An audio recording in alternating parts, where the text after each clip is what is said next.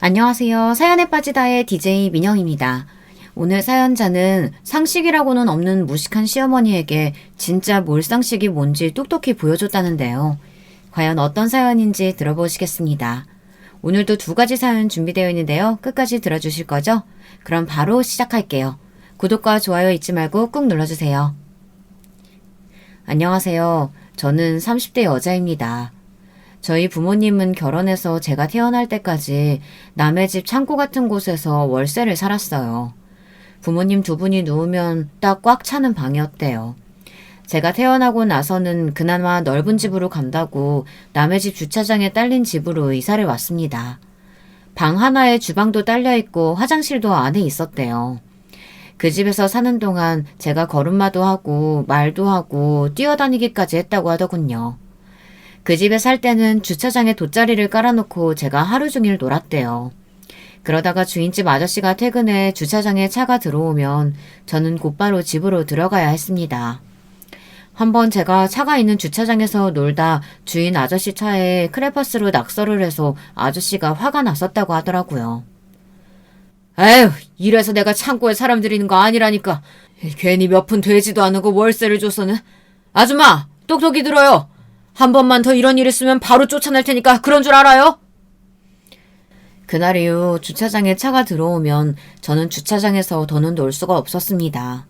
주말에는 아예 주차장에 나갈 수가 없었어요.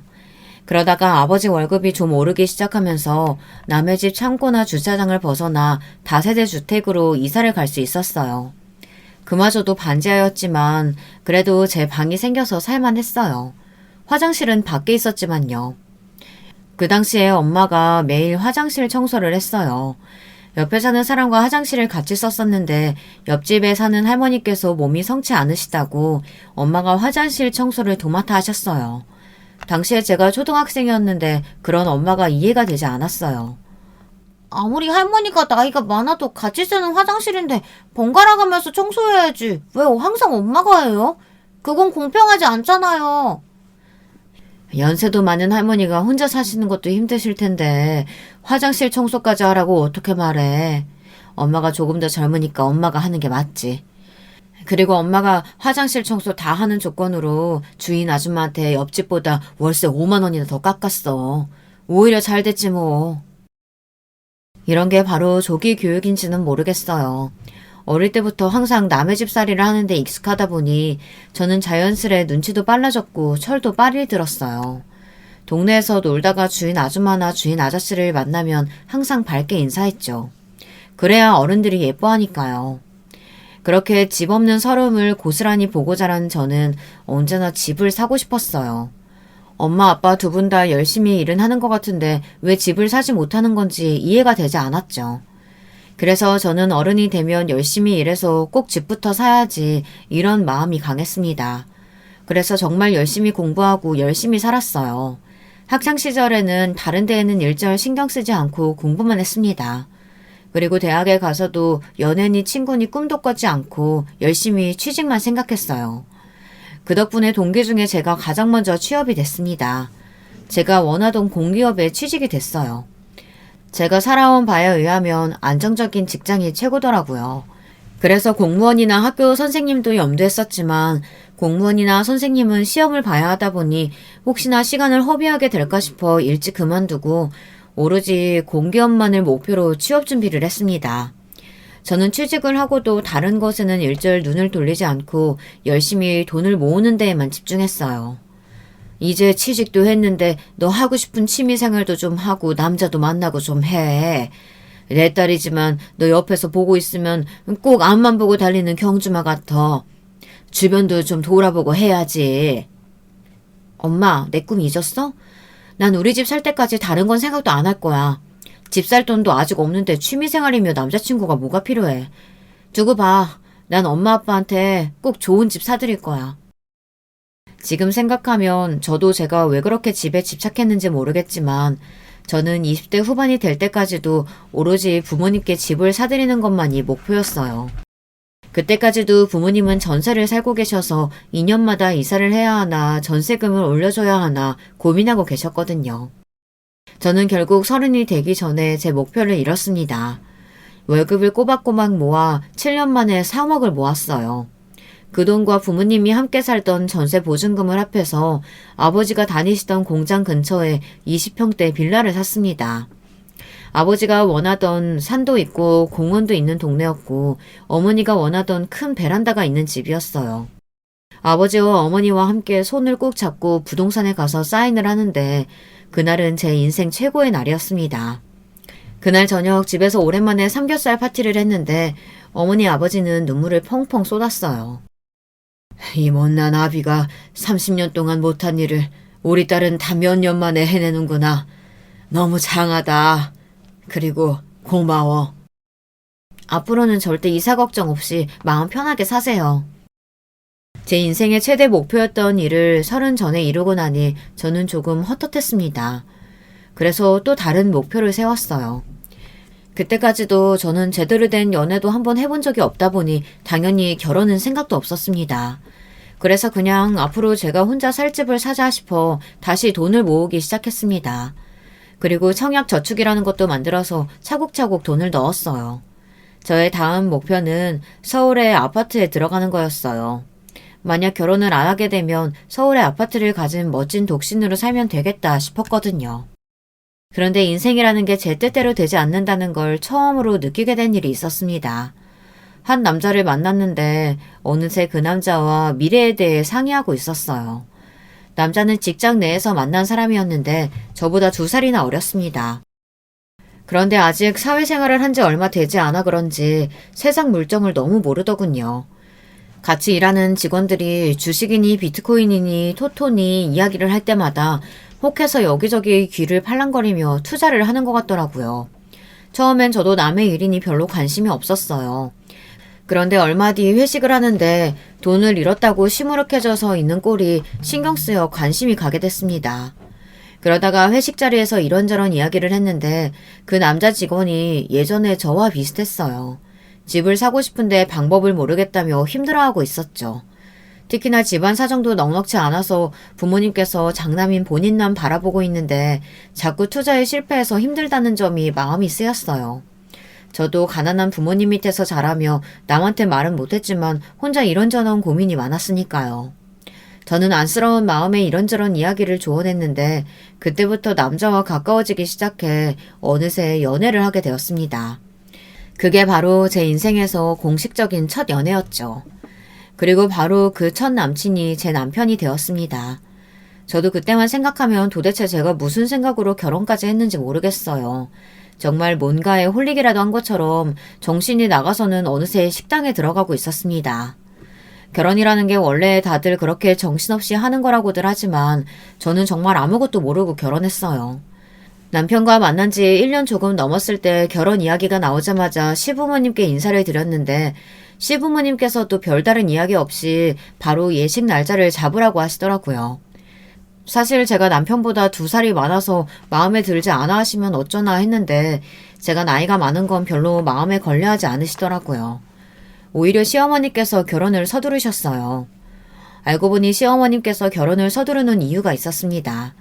시아버지께서 몇 년 전에 췌장암 판정을 받으시고 수술을 몇 차례나 받으셨는데 몸 상태가 좋지 않으시다고 하더라고요. 병원에서도 더는 항암이 크게 의미가 없을 것 같다고 이야기를 하기도 했고요. 그렇다 보니 시어머니께서는 시아버지가 조금이나마 기력이 있으실 때 식을 올리는 게 좋을 것 같다고 하셨어요. 저도 남편도 시아버지를 위해 하루라도 빨리 결혼식을 올리는 게 좋을 것 같다고 생각했습니다. 그런데 한 가지 걸리는 게 있었어요. 결혼 날짜를 잡고 결혼 준비를 시작했는데 시어머니께서 생각지도 못한 이야기를 하더라고요. 새아기, 너도 우리 집 와봤으면 알겠지만 우리 집 형편이 안 좋아. 우리도 간신히 전세 사는 거라 너희 신혼집 구해줄 돈은 없어. 그러니까 너희가 돈 모을 동안 우리 집에 들어와 살아라. 시어머니의 말씀에 사실 저는 당황했습니다. 남편에게 들은 말도 있고 직접 제가 시댁에 가보기도 했기에 집안 형편이 넉넉지 않다는 거 정도는 알고 있었어요.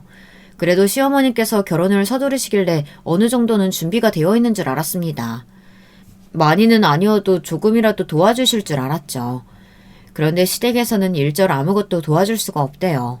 거기다가 더 이해가 안 됐던 건 남편이 모아둔 돈이 하나도 없답니다. 적잖이 당황한 제가 무슨 대답을 해야 하나 우물쭈물하고 있는데 그제야 남편이 쭈뼛거리며 제게 이야기를 하더군요. 아버지가 오랫동안 투병 생활을 하셔서 병원비에 수술비 내느라 내가 모아준 돈이 하나도 없어.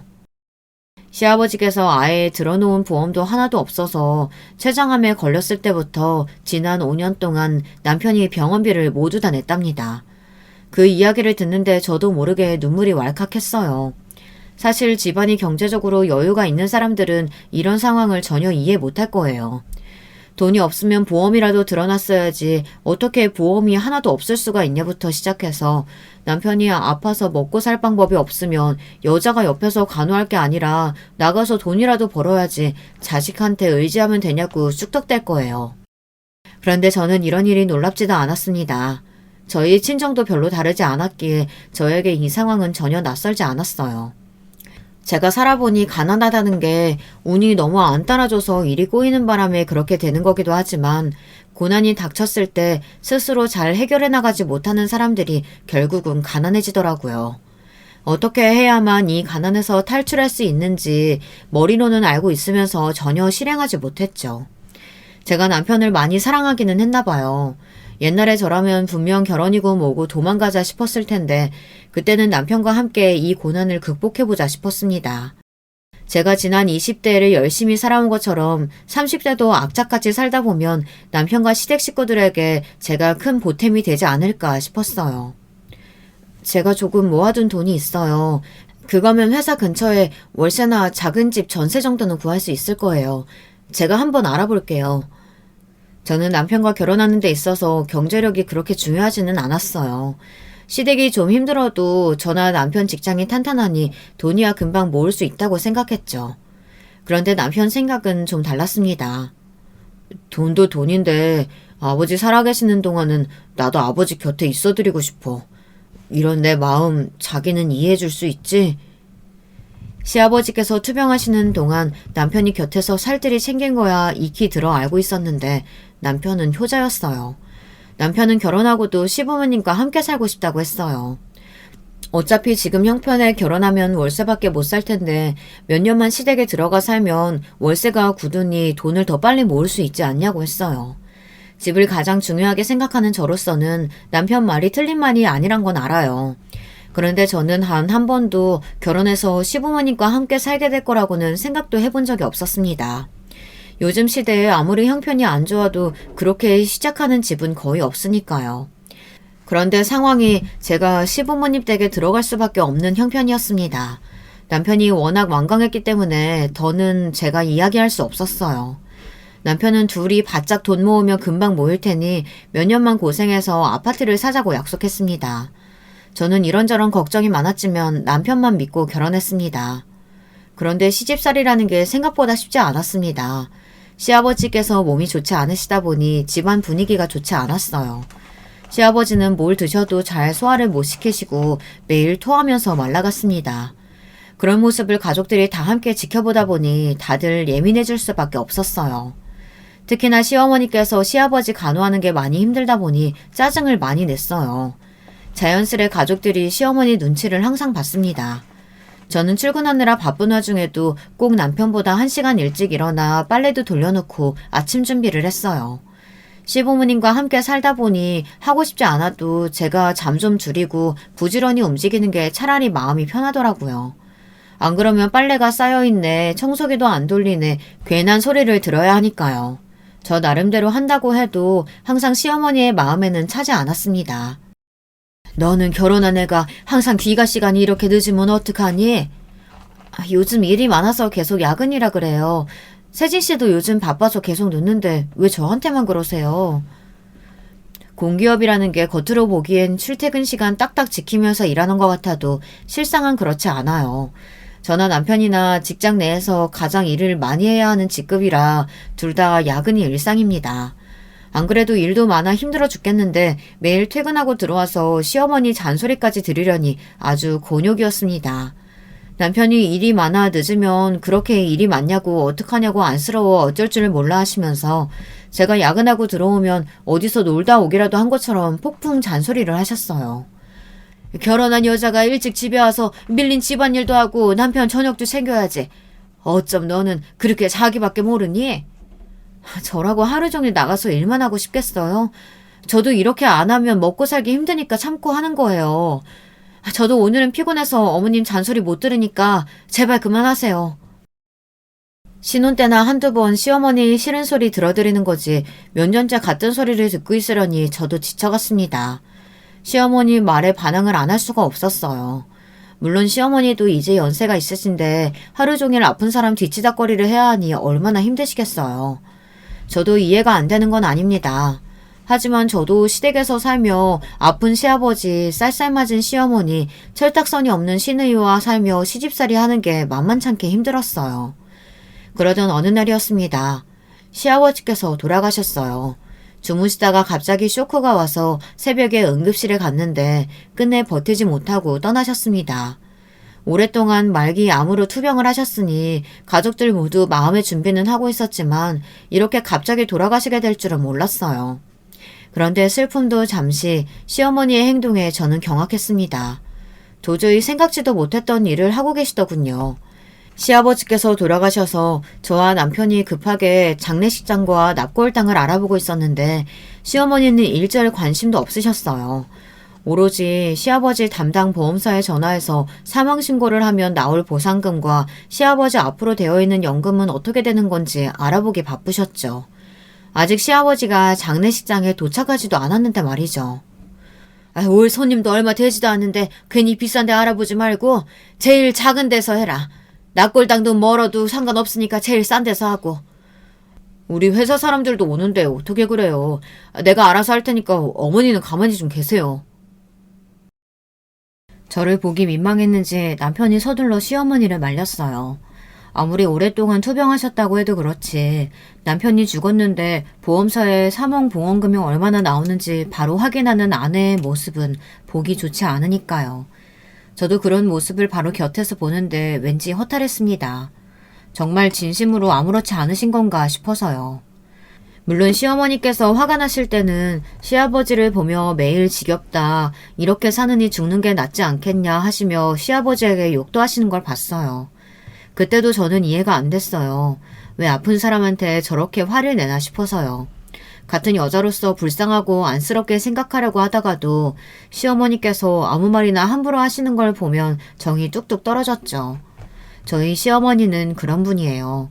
제가 결혼하고 줄곧 함께 살며 옆에서 지켜본 바에 의하면 자기 뱃속으로 나온 남편과 시누이 말고는 일절 관심이 없었어요. 평생 한 이불 덮고 산 남편마저 귀찮고 보기 싫은 존재로 생각하셨죠. 그랬으니 저는 얼마나 하찮게 보이시겠어요. 당신에게 가장 귀한 아들을 뺏어간 얄미운 애로 생각하실 게 뻔했죠. 사실 저는 시어머니께서 며느리로서 저를 예뻐해줬으면 좋겠다, 이렇게까지 기대하지도 않아요. 다만 괜한 일을 만들어서 저를 힘들게 하지만 않았으면 좋겠어요. 시아버지께서 돌아가셨을 때도 어이없는 일이 있었거든요. 장례식이 다 끝나고 조의금을 정리했어요. 그래도 저와 남편 손님이 많이 와주셔서 조의금이 많이 들어왔어요. 저와 남편은 장례식에 와주신 분들께 너무 고마웠습니다. 큰일을 겪고 나니 주변 사람들의 위로가 얼마나 힘이 되는지 다시 한번 느꼈죠. 앞으로 우리도 주변에 일이 생기면 살뜰히 챙겨야겠다 생각했습니다. 남편은 들어온 조의금을 정리해서 시어머니께 드렸어요. 남편은 당연히 시어머니께 다 드리는 게 맞는다고 했지만 제 생각은 조금 달랐습니다. 회사에서 온 문상객들이 워낙 많다 보니 저나 남편이나 회사 사람들에게 인사라도 해야 하는데 시어머니께서 조금이라도 떼어주실 줄 알았어요. 그런데 일절 말이 없으시더라고요. 저는 속으로 조금 서운했지만 겉으로 티는 내지 않았어요. 시어머니도 당장 돈 들어갈 때가 많으실 테니 그러려니 했습니다. 그런데 장례식이 다 끝나고 마무리를 하고 나오려는데 직원이 쫓아와서 저에게 장례식 비용을 정산 안 했다고 하더라고요. 저는 놀라서 곧장 남편에게 장례식 비용을 정산 안 했다고 이야기했습니다. 저는 당연히 시어머니께서 하신 줄 알았거든요. 남편이 곧장 시어머니께 말씀드렸는데 기가 막힌 게 시어머니께서 시치미를 뚝 떼고 있었습니다. 내가 돈이 어딨다고 장례식 비용을 내? 이런 건 당연히 자식들이 알아서 하는 거지. 엄마, 어제 조의금 들어온 거 정산한 거 다 드렸잖아요. 당연히 그걸로 결제해야지. 무슨 소리야. 남편은 어이가 없다는 듯 한숨을 쉬며 어제 드린 조의금을 달라는 식으로 이야기했습니다. 그런데 시어머니는 가방을 품에 꼭 안으며 돈을 내놓을 생각을 안 했어요. 그걸 내가 왜 내? 조의금이야. 너희 아버지 죽었다고 사람들한테 받은 돈인데 당연히 내 돈이지. 시어머니는 말도 안 되는 소리를 하셨어요. 시아버지가 돌아가셔서 받은 돈인데 이 돈을 왜 내놓으라고 하냐입니다. 시어머니는 결국 끝까지 장례식 비용을 정산을 안 하시더라고요. 장례식장 직원이 바로 앞에서 빨리 결제하라고 기다리고 있으니 시어머니와 왈가왈부할 수 없었던 남편은 본인이 장례식 비용을 다 정산했어요. 그뿐만이 아니에요. 납골당에 가서도 다 남편이 결제했습니다. 저는 그때까지도 다 정리가 되고 집에 돌아오면 시어머니께서 알아서 정리해 주실 줄 알았어요. 사실 다른 건 몰라도 가족끼리 돈 이야기를 하는 게 참 민망하잖아요. 더군다나 좋은 일도 아니고 시아버지 장례식인데 이러쿵저러쿵 이야기하기도 머쓱하고요. 그런데 시어머니는 장례식이 끝나고 한참이 지났을 때까지 일절 장례식 비용에 대한 이야기를 하지 않았습니다. 예상하지 않았던 건 아니지만 저는 자꾸만 짜증이 나서 남편한테 한 소리 했어요. 어머니 해도 너무 하시는 거 아니야? 아무리 돈이 좋아도 그렇지 장례식 비용이 한두 푼도 아닌데 어떻게 그걸 다 우리더러 내라고 하실 수가 있어. 시어머니가 재산이 많은 것도 아니고 벌이가 있으신 것도 아닌데 저도 돈 가지고 일일이 쪼잔하게 굴고 싶지 않아요. 하지만 아무리 그래도 그렇지 장례식처럼 큰 일을 아무리 장남이라고 해도 어떻게 혼자 다 해결하라고 하실 수가 있죠. 저희가 재벌도 아니고 말이죠. 그런데 더 짜증이 나는 건 남편의 태도였습니다. 자기도 엄마 말 들었잖아. 이런 일은 당연히 자식이 알아서 하는 거라는데 거기서 뭐라고 말해. 우리가 알아서 해야지. 이럴 때 보면 남편은 너무너무 답답했습니다. 시어머니 말에 반기를 드는 것 같다가도 결국은 시어머니가 하라는 대로 따라갔어요. 항상 어쩔 수 없다는 식이었죠. 자식이 알아서 해야 하는 거면 아가씨도 같이 해야지. 왜 항상 우리만 해? 이런 일이 한두 번이야?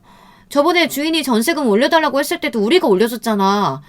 이렇게 큰일 있을 때마다 우리가 다 내면 우리는 언제 집 사고 분가해? 항상 보면 저만 속이 타는 것 같아요. 남편하고 결혼한 채로 어쩔 수 없이 시댁에 들어와 살게 됐지만 제가 시댁에 가장 노릇을 하려고 결혼한 건 아니에요. 말을 안 해서 그렇지 시부모님과 시누이까지 한 집에 살다 보니 생활비로 들어가는 돈이 만만치 않았습니다.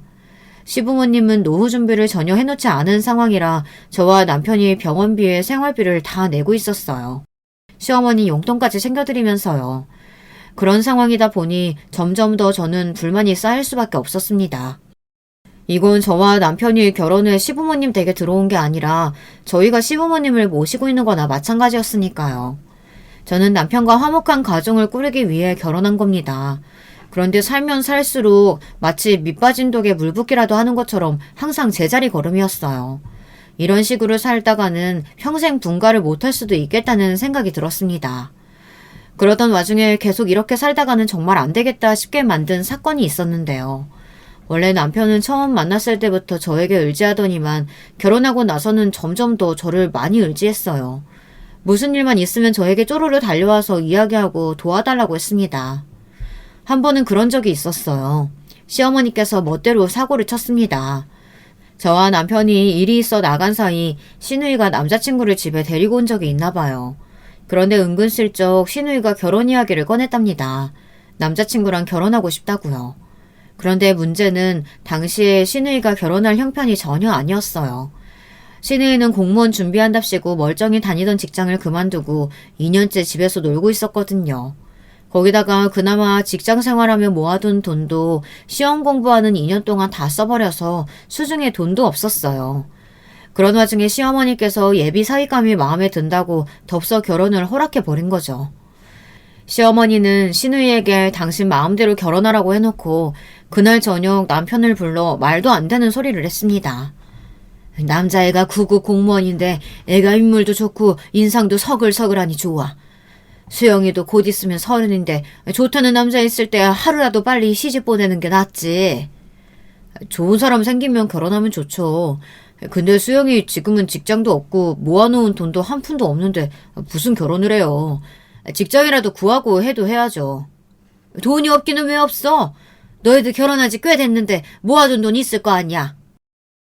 시어머니는 너무도 당연하게 저와 남편에게 모아둔 돈이 없냐고 물었어요.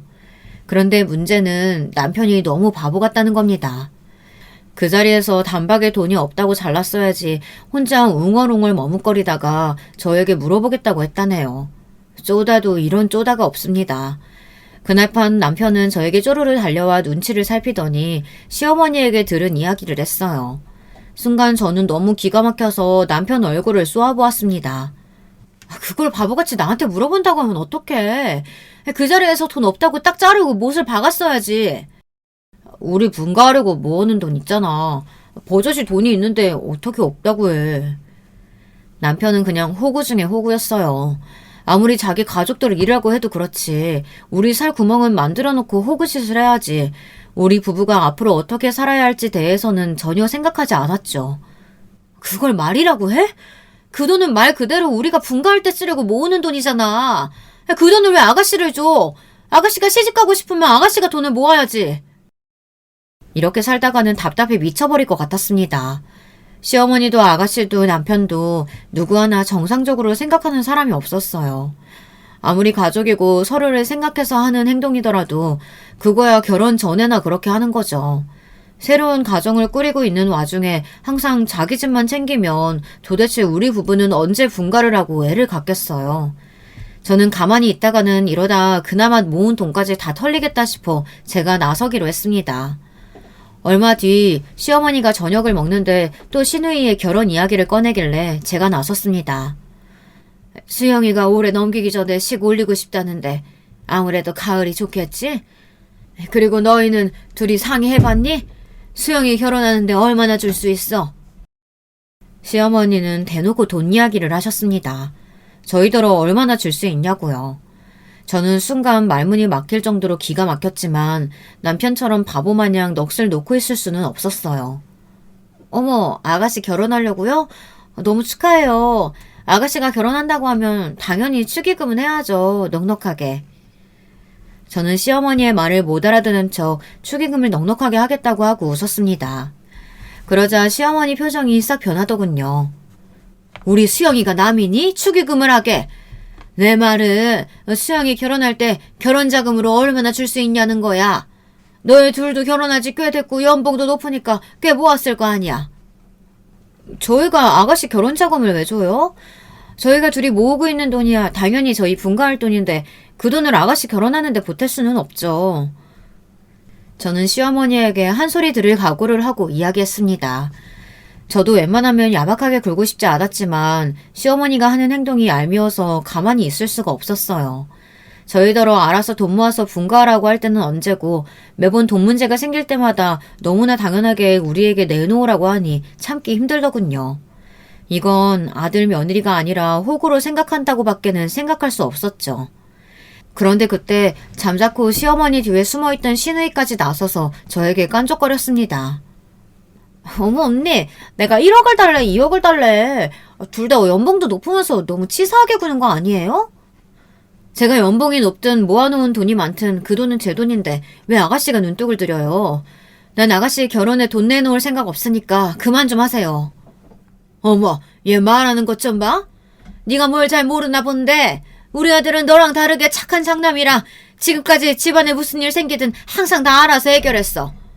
특히나 돈 문제는 내가 얘기 안 해도 알아서 척척 내놓았다고. 그치 아들? 이번에도 수영이 결혼자금 알아서 해줄 거지? 시어머니는 이제 아예 편을 갈라 남편의 팔짱까지 끼며 저를 흘겨보았습니다. 세상에 어떻게 저런 시어머니가 있을 수 있죠. 아들을 손에 쥐고 쥐락펴락하고 있었어요. 저는 너무 화가 나서 밥을 먹다가 자리를 벅차고 일어나 방으로 와버렸습니다. 곧바로 저를 따라 들어온 남편은 저에게 미안하다며 사과를 했어요.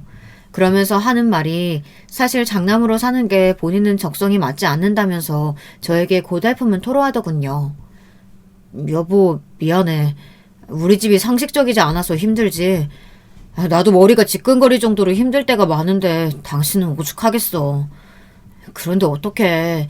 어머니 말대로 이번 기회가 아니면 수영이 시집 못 갈 수도 있는데 좋다는 사람 있을 때 보내야지. 그게 무슨 뜻이야? 지금 나더러 분가하려고 모은 우리 돈 아가씨한테 주자는 거야? 남편은 결국은 시어머니 말대로 하자는 거였습니다.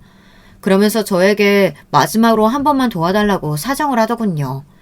자기도 매번 돈 때문에 힘든 집이 싫지만 어쩔 수가 없답니다. 아버지도 안 계신 상황에서 본인이 가장인데 자기 살자고 동생을 외면할 수가 없대요. 그런 남편이 안쓰러우면서도 저는 이런 일이 반복되는 게 버거웠습니다. 남편과 저는 상의해서 원만한 방향으로 결정했어요. 아가씨의 혼수만 저희가 준비해주기로 했습니다. 신혼집에 들어갈 가구와 가전제품을 저희가 다 사주기로 했어요. 사실 저와 남편 입장에서는 할 수 있는 한 최대한을 한 거예요. 그런데도 시어머니와 시누이는 입술이 볼록하게 튀어나와 있었습니다. 예단도 보내야 하고 예물도 해야 하고 무슨 결혼하는데 이렇게 돈이 많이 들어? 결혼 2번 했다가는 집안 거덜나겠네. 네가 집안 거덜내면서 시집가는 거 알기는 아냐? 그러게 내일 모레면 30인 게 돈도 한 푼 안 모아두고 뭐했냐? 오빠야말로 공기업 다닌다고 매일 떵떵거리더니만 동생 시집갈 돈 안 모아두고 뭐했냐? 시누이는 이 상황이 장난 같은지 어린애처럼 말하면서 실실거렸어요. 이래서 가정교육이 중요하다는 말을 하는 겁니다. 시누이는 뻔뻔한 시어머니를 보고 자라 그런지 역시나 낯이 두꺼웠어요. 아가씨, 앞으로 결혼할 사람이 언제까지 그렇게 철딱서니 없이 굴 거예요. 말도 안 되는 소리 할 시간에 빨리 취직이나 해요. 요즘 남자들은 같이 맞벌이하는 거 당연하게 생각하지 집에서 살림만 하는 여자 싫어해요. 저도 누구한테 싫은 소리 하는 사람이 아닌데 시누이를 보면 저도 모르게 싫은 소리가 척척 나왔습니다. 제가 어떤 마음으로 결혼 준비를 도와주는 건데 저렇게 몰상식한 소리를 해대는 건지 기가 막혔죠. 그런데 진짜 문제는 그때부터였습니다. 시누이 결혼 준비를 도와주러 다니는데 시누이는 사사건건 말이 많았어요. 저와 남편이 가전가구를 사주기로 했으니 시누이와 함께 알아보러 다녔어요. 시어머니도 함께요. 사실 시누이가 신혼집으로 살 집이 그렇게 크지 않아요. 투룸 전세로 들어간다고 하니 가구고 가전이고 살 게 별로 없었죠. 그런데 시누이가 주제에도 맞지 않게 자꾸 수입 가구를 보러 다녔어요. 제가 보기엔 꼴값이 따로 없었죠.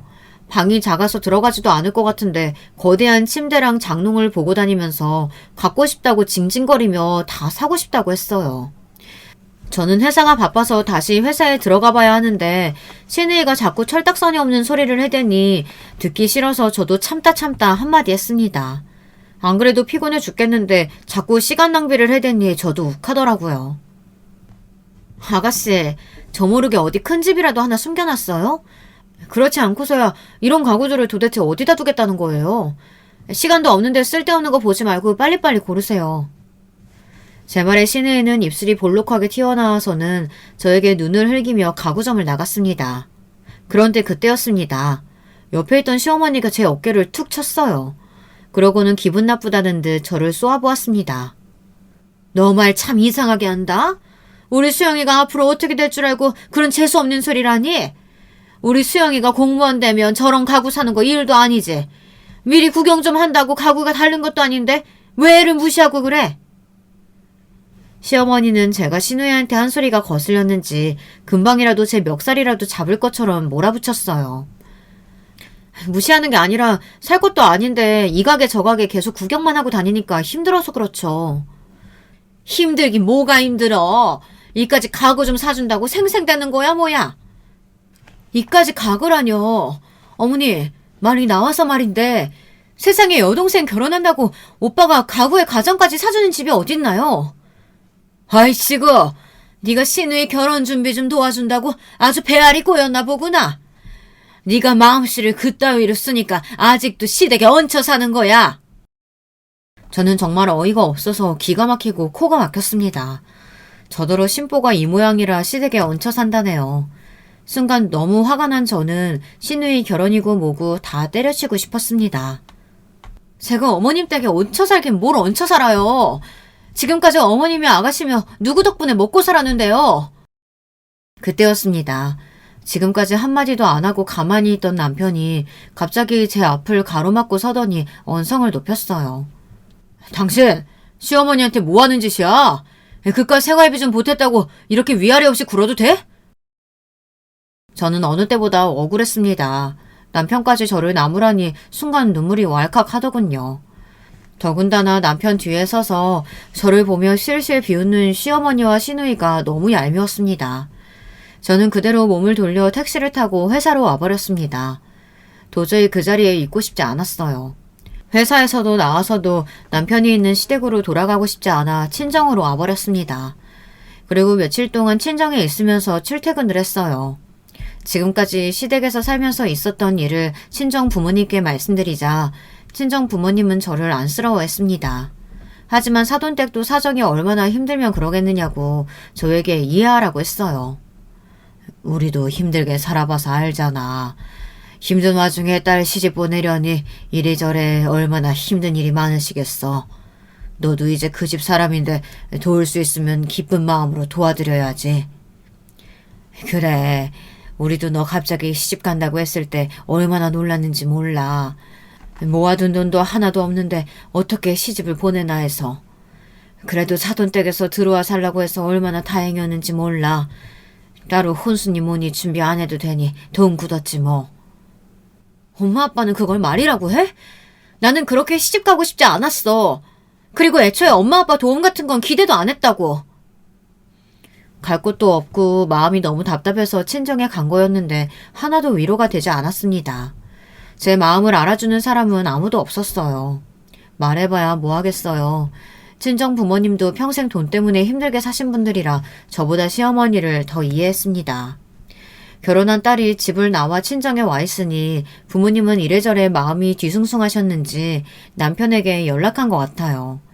남편이 친정에 저를 데리러 왔더군요. 저도 더는 친정에 있는 것도 눈치 보이고 힘들어서 못 이기는 척 남편을 따라 나섰습니다. 시댁으로 다시 돌아가는 차 안에서 남편은 저에게 그때 소리 지른 건 미안하다고 사과를 했습니다. 그러면서 하는 말이 본인이 나서지 않으면 시어머니가 더 저를 몰아붙일 것 같아 그런 거라네요. 남편이 진심으로 한 말이 아니라는 것 정도야 저도 알지만 서운한 건 어쩔 수 없었어요. 나 정말 당신 식구들이랑 못 살겠어. 정말 지긋지긋해서 당신하고도 살기 싫어질 지경이라고. 여보, 아무리 힘들어도 어떻게 그런 말을 할 수가 있어. 내 동생이랑 엄마가 힘들어서 기댈 데가 없어서 나한테 그러는 건데 당신이 좀 이해해주면 안 돼? 제발 이해하라는 소리 좀 그만해. 이게 지금 이해한다고 될 문제야? 당신 나 속인 거지? 처음부터 분가할 생각 아예 없었는데 나랑 결혼하려고 거짓말한 거잖아. 내가 당신보다 나이도 많고 만만해 보이니까 같이 벌어서 당신네 집 호구 노릇하라고 결혼한 거 아니냐고. 저는 도무지 그렇게밖에 생각할 수가 없었습니다. 남편이 정말 저와 분가할 생각이 있었다면 매번 이렇게 무책임하게 굴 수가 없어요. 그런데 남편은 제 말이 너무 심하다며 인상을 팍 쓰더라고요. 당신이 힘들어서 하는 소리란 건 아는데 난 똑같은 상황이 다시 생긴다고 해도 엄마든 내 동생이든 도와줄 수밖에 없어. 남편은 이제 아예 대놓고 뻔뻔하게 굴더군요. 앞으로 그런 일이 또 생겨도 본인은 똑같이 도울 수밖에 없대요. 사람이 무책임해도 정도가 있지 매번 자기 집에 일이 있을 때마다 만사 제치고 뭐든 다 해결하겠다고 하니 저는 돌아버릴 노릇이었어요. 그 순간에는 저도 너무 참을 수 없이 화가 나서 나쁜 생각이 절로 들었습니다. 남편과 헤어지고 싶었어요. 시어머니는 절대 변하지 않으실 거예요. 아마 살아계시는 한 장남인 남편에게 딱 붙어 매번 힘들게 하실 게 뻔해요. 남편은 거절 못할 게 뻔하고요. 저는 생각만 해도 진저리가 쳐졌습니다. 남편이야 자기 부모니 참고 산다지만 저는 평생 이렇게는 살 수 없을 것 같았어요. 사람이 죽으라는 법은 없습니다. 시댁이라면 아주 징글징글하던 차에 마침 저에게 좋은 소식이 생겼어요. 성인이 되고 나서부터 주고 도전해도 매번 떨어지던 청약에 드디어 당첨됐습니다. 더군다나 제가 가고 싶었던 동네의 대단지 아파트였어요. 저는 당첨 소식을 들었을 때 너무 좋아서 육성으로 소리까지 질렀습니다. 한 가지 마음에 걸리는 건 있었어요. 바로 남편이었습니다. 진지하게 남편과의 이혼까지 고민했던 시기에 이런 좋은 일이 생기니 고민이 되기는 했죠. 저는 하늘에서 이왕이면 좀 참고 살아달라는 신호인가 싶기도 하더라고요. 저는 그렇게 애써 스스로를 위로했습니다. 한편으로는 시댁도 거지 같고 남편도 호구 같아서 차라리 이대로 이혼하고 혼자 사는 게 낫겠다 싶기도 했지만 남편이 좀 바보 같기는 해도 저를 많이 위해주고 지금까지 함께한 세월을 한 번 더 생각해서 참아보기로 했습니다. 제가 평생 꿈꾸던 내 집이 드디어 생겼으니 시어머니와 좀 떨어져서 분가에 살다 보면 저와 남편 사이도 예전처럼 돌아갈 수 있을 거라고 기대했습니다. 청약 당첨 소식을 남편에게 이야기하니 남편도 너무 좋아했어요. 여보, 고마워. 난 평생 노예처럼 일만 하다가 내 이름으로 된 집 하나 없이 죽을 팔자인 줄 알았는데 당신 덕분에 내가 서울 한복판에 아파트에 살게 생겼어. 남편이 흥분해서 사방팔방으로 폴짝폴짝 뛰며 저에게 고맙다고 했어요. 남편의 마음이 고스란히 이해가 됐습니다. 저도 결혼 전 부모님께 집을 사드렸을 때 딱 그런 마음이었으니까요. 기뻐하는 남편을 보니 얼마 전 시어머니 때문에 화가 나서 남편에게 화를 냈던 게 미안해졌습니다. 마음속으로 이혼까지 생각했던 제가 너무 바보같이 느껴졌어요. 그런데 제가 너무 안일했습니다. 시어머니도 시어머니였지만 남편도 마찬가지로 구제불능이었어요. 청약이 당첨되고 나니 이래저래 할 일이 많았습니다. 계약서도 쓰고 계약금도 입금해야 했죠.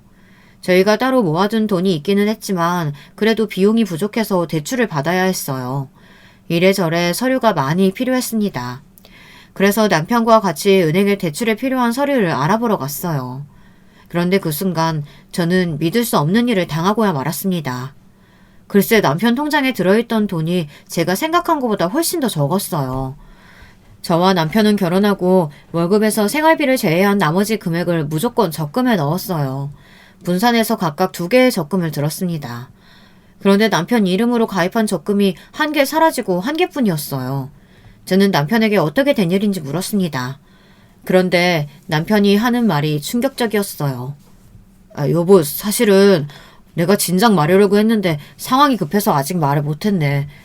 수영이 신혼집 보증금이 부족하다고 해서 내가 빌려줬어. 순간 저는 누가 거대한 망치로 뒤통수를 후려치기라도 한 줄 알았습니다. 정말 뒤통수가 얼얼했어요. 아가씨 신혼집 보증금을 왜 당신이 내? 아가씨 남편은 뭐하고? 분명 신우이 신혼집은 신우이 남편 될 집에서 해준다고 제가 똑똑히 들었습니다. 그런데 왜 그 돈까지 남편이 해준 건지 도무지 이해되질 않았어요. 어떻게 된 일이냐고 추궁하는 저에게 하는 남편의 말이 가관이었습니다. 신우이가 신혼여행을 꼭 몰디브로 가고 싶다고 해서 보증금을 낼 돈의 일부를 신혼여행비로 먼저 내버렸대요. 부족한 돈은 전세금 대출을 받을 생각이었는데 무슨 이유인지 둘 다 대출이 안 나와서 원래 계약하려던 집을 계약 못할 상황까지 됐답니다. 그래서 급한 대로 신우이가 남편에게 빌렸다네요. 순간 저는 이성이 끊어지고 말았습니다. 정말 제대로 빡이 쳤어요. 저는 그대로 은행에서 나와버렸습니다.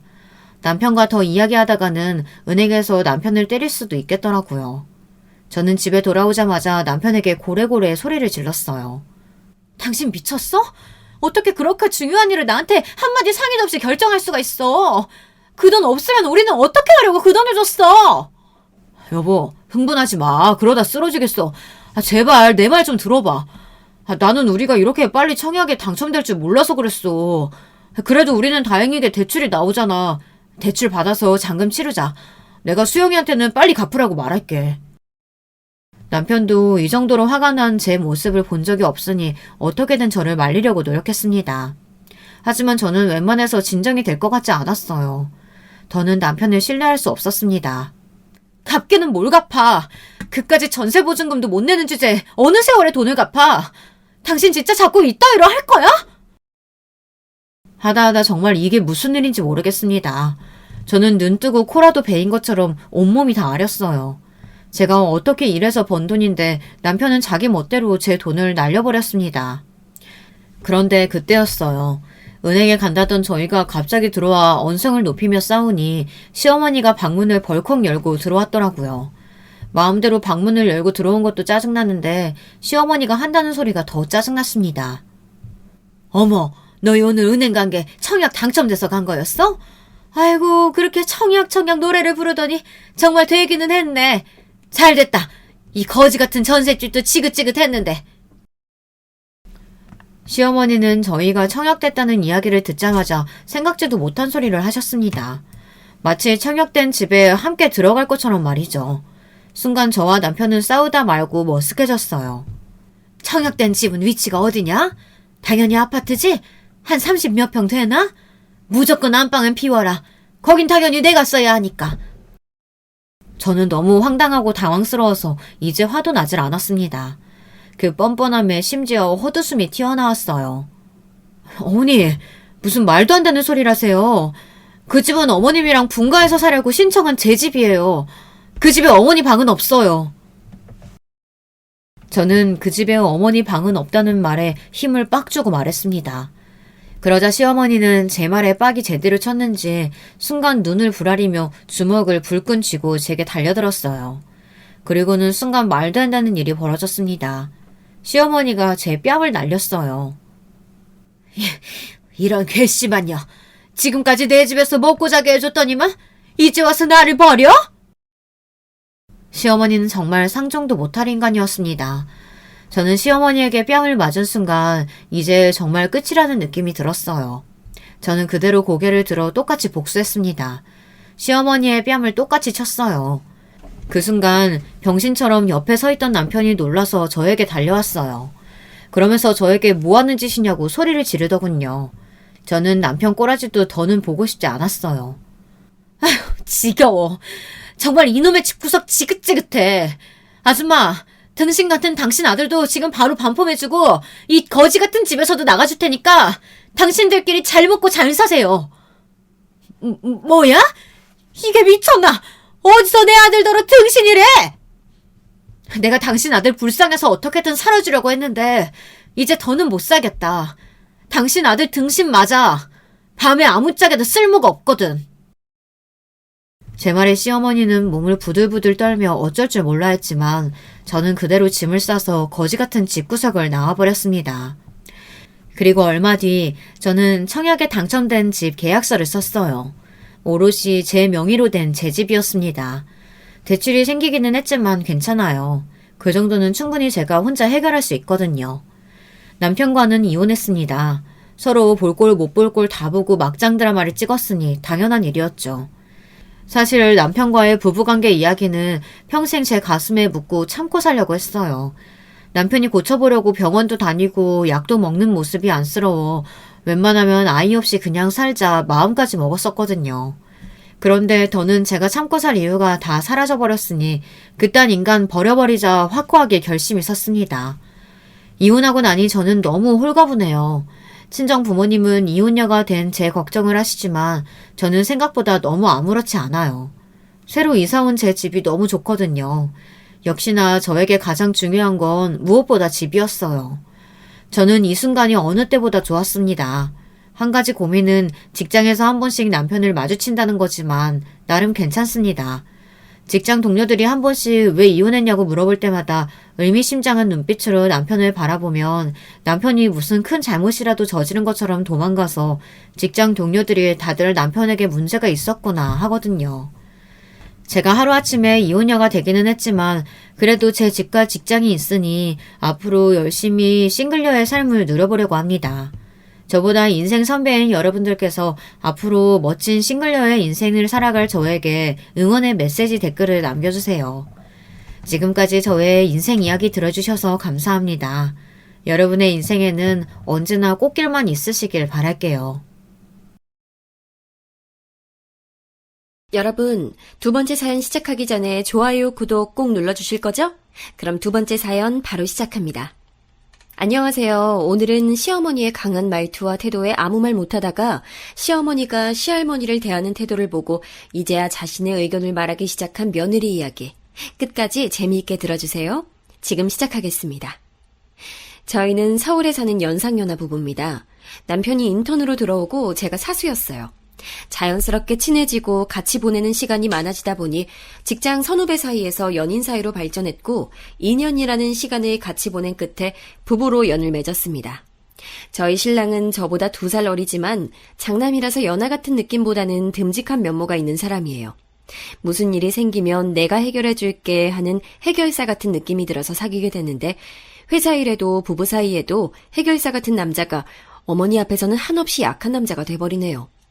한 번 안 된다고 마음먹은 것은 끝까지 안 바뀌는 스타일인데 결혼 전 시부모님 만나서 전혀 다른 모습을 보게 됐어요. 자기야, 우리 상견례 식당 초밥집 코스 요리로 정했어. 자기 부모님 회 좋아하신다고 해서 여기가 유명한 맛집이고 음식도 맛있고 상견례 장소로 유명하대. 나도 알아. 본 추천 리스트에 있던 곳이야. 여기 주말에 예약하려면 미리 준비해야 했는데 자기 덕분에 좋은 곳에서 좋은 만남 할 수 있을 것 같네. 안 그래도 동기들이 강추하더라고. 남자친구에게 부모님께서 좋아하는 음식을 물어봤고 평소 아들들과 외식할 때 횟집을 자주 가셔서 따로 전화로 여쭤야 한다는 생각을 못했어요. 상견례 날 양가 부모님이 인사를 나누시고 음식이 들어왔어요. 2달 전부터 예약을 해야 하는 곳인 만큼 너무나 맛있는 코스 요리였는데 시어머니께서 한 입도 안 드시는 겁니다. 저희 엄마가 아니 사부인 왜 한 입도 안 드세요? 여기가 정말 유명한 곳이라 어렵게 예약했고 회도 초밥도 너무 맛있는데 이것 좀 드셔보세요. 아니 요즘 상견례를 날 음식 먹는 곳에서 하나요? 이런 건 평소 때나 먹는 거지. 아유, 조용한 한정식 집에서 할 줄 알았는데 오늘은 영 날 음식이 입에 맞질 않으니 사부인 많이 드세요. 저 신경 쓰지 마시고요. 정말이지 양가 부모님 모시고 먹는 첫 식사 자리가 다시는 안 만들고 싶어지는 자리였습니다. 신랑은 눈치가 없는 건지 엄마가 회 좋아한다고 해서 일부러 잡은 건데 엄마 그러면 다른 거 주문해 줄까? 볶국 이런 거 있던데 엄마가 원하면 주문해 줄게 하면서 어머니 비위를 맞추기 위해 계속 얘기하는 겁니다. 신랑이 이렇게 말을 많이 하는 스타일이 아니라고 생각했는데 시어머니 앞에서는 정말 초등학생 아들이 되더라고요. 그리고는 남편에게 앞으로 모든 일은 엄마에게 허락을 받으라고 말하시는데 그 얘기 듣고 알았어 하고 웃는 신랑을 보니 기가 찼습니다. 어영부영 상견례 자리가 끝나고 격식 없이 간소한 결혼식으로 하기로 하고 헤어졌습니다. 그날 저녁 너무 속상하더라고요. 예단 예물 또한 어머니가 말씀하신 대로 다 결정이 되다 보니 솔직히 기분이 좋진 않았습니다. 이때부터 신랑은 시어머니 편이라는 걸 알았어야 했는데 저희 엄마는 30대 중반인 제가 더 나이 들기 전에 결혼식을 올리기를 바라셔서인지 원래 엄마 말 잘 듣는 아들들이 결혼하고 나면 와이프 말도 잘 듣는다며 그래도 인성 바르게 잘 키워주신 분들인데 너무 나쁘게 생각하지 말고 좋은 게 좋은 거다 생각하고 좋은 방향으로 생각하자 하시는데 솔직히 그렇게 안 되잖아요. 그리고 제가 신랑보다 나이가 2살 많기 때문에 일부러 길을 잡으려고 이러시는가 생각했습니다. 그래서 더 어머니 말씀을 잘 들었습니다. 은연중에 제가 직장에서 선배이기 때문에 신랑에게 하대할까봐 더 저를 길을 잡으려고 이러시는 거 생각도 들었습니다. 혼자 고민해봤자 해결책이 안 나오자 남자친구에게도 말했습니다. 자기야, 아무리 생각해도 자기는 내 앞에서랑 어머니 앞에서 너무 다른 것 같아. 왜 어머니 앞에서는 아무 소리도 못하고 무조건 어머니가 하자는 대로만 해야 돼? 상견례 때도 그렇고 한복도 예식장도 그렇고 다 어머니 말씀대로 됐잖아. 완전 가스라이팅 당하는 기분이야. 나도 한복집 내가 찾아본 곳들 가보고 싶었는데 어머니가 애초에 본인이 하자고 하는 곳에 가자고 하시고 예물도 아무것도 안 해도 되지만 결혼 반지만큼은 내가 사고 싶은 브랜드 반지 사고 싶었는데 디자인에도 간섭하시고 딱 정해진 곳에서 후보 2개 중 고르라 하시고 이게 정말 맞는 일인지 모르겠어. 내 의견 하나 없이 끌려가는 것 같아. 우리 엄마가 조금 성격이 강하셔. 그래도 뒤끝 있는 분 아니시고 내가 32년밖에 안 살았지만 엄마가 시키는 대로 해서 나쁜 건 없었어. 대학도 엄마가 정해준 대로 취업도 엄마가 알아봐 주셔서 쉽게 했고 난 덕분에 인생 편하게 산다고 생각하는데 우리 엄마 나쁜 분 아니시니까 너무 나쁘게 생각하지 말고 결혼은 우리가 아무래도 직장 다니면서 알아보기 힘든 부분도 있고 엄마가 돈으로 많이 보태주시니까 솔직히 내 의견을 막 강조할 수도 없네. 자기가 좀 이해해주면 안 돼? 덕분에 결혼 준비하면서 시간 낭비 안 한 부분도 있잖아. 자기나 나나 어디 여러 군데 가서 비교할 시간도 안 되고 결혼은 간단하게 하기로 우리 둘이서도 얘기된 부분이잖아. 라고 하니 저 또한 할 말이 없더라고요. 결혼 준비하는 과정에서 솔직히 시부모님의 지원금을 받긴 했어요. 저희가 월급으로 모은 주식은 바닥을 치고 있어서 뺄 수가 없었고 사려고 마음먹은 집은 결혼할까 말까 고민하는 사이에 1억은 더 올랐고요. 그러다 보니 상대적으로 여유 있는 시부모님께서 전셋값을 해주셔서 저도 감사히 생각하고 있었거든요. 그래서 결혼 전에는 그냥 넘어가자 했던 부분도 있었어요. 그래서 어머니한테 본의 아니게 말 잘 듣는 며느리로 낙인 찍힌 것 같았어요. 결혼식이 끝나고 꿈 같은 신혼여행을 다녀와서 시댁에서 처음 잔 날이었어요. 아침 식사를 마치고 저희를 부르시더니 미연아, 나는 성격이 강한 사람이야. 그리고 내가 옳다고 여기는 일에 대해서는 해야 직성이 풀려. 너도 알겠지만 우리 집 아들들 그리고 시아버지도 다 내 말에 토달면서 말대답하지 않는단다. 요즘 젊은 애들이 자기네들이 잘한다고 어른 무시하는데 난 그게 다 가정교육이 똑바로 받지 않아서 그렇다고 생각해. 어른을 우습게 여기는 애치고 제대로 된 가정에서 큰 애가 없어. 우리 며느리는 가정교육 못 받은 티가 나는 애가 아니라는 거 알고 있지만 그래도 내가 의견을 내면 되도록이면 따라주면 좋겠구나. 이제 한 가족이니 잘 지내야 하지 않겠니? 내가 너보다 살아도 30년은 더 살았는데 더 많이 알고 더 많은 경험이 있으니 엄마 말 듣고 살았으면 좋겠네. 하고 웃으시는데 너무 소름 돋더라고요. 좋게 말해서 말 잘 들어라, 내가 하는 말에 토달지 마라를 직구로 말하신 거잖아요. 남편은 그 말을 똑같이 들었지만 뭐가 잘못됐는지 인지를 못하는 것 같았어요. 저희는 성인인데 말이죠. 저도 너무 정신이 나가서 네 하며 대답하고는 집에 돌아오는 내내 이게 뭐지, 이게 무슨 말인지 하고 다시 되뇌어봤어요. 여러분, 이게 무슨 말로 들리시나요? 그렇게 몇 주가 지났어요. 직장 생활을 하다 보니 아무래도 안부 전화를 드리거나 찾아뵙거나 하는 게 쉽지 않더라고요. 저희 일이 야근도 많고 마감을 지켜야 하는 일이라 신랑이 와서 우리 엄마에게 안부 전화 한 통 해줘 하는 겁니다. 그래서 무슨 일이 있는 것도 아닌데 왜? 라고 물으니 엄마가 우리가 부부싸움을 해서 며느리가 나에게 연락이 없는 게 아니냐며 걱정하신다는 거예요. 왜 내가 전화를 드려야 하는지 의문이 들었지만 이 또한 가족이 되는 과정이다 생각하고 점심시간에 전화를 드렸죠. 어머니, 잘 지내시죠? 이번 주가 마감이 있는 주라 너무 바빠서 연락이 늦었네요. 식사는 하셨어요? 그래, 잘 지냈니? 직장인데 길게 통화하는 것도 안 좋을 것 같으니 간단하게 말할게. 다음 주 큰 삼촌네 딸이 결혼한다는 거 들었지?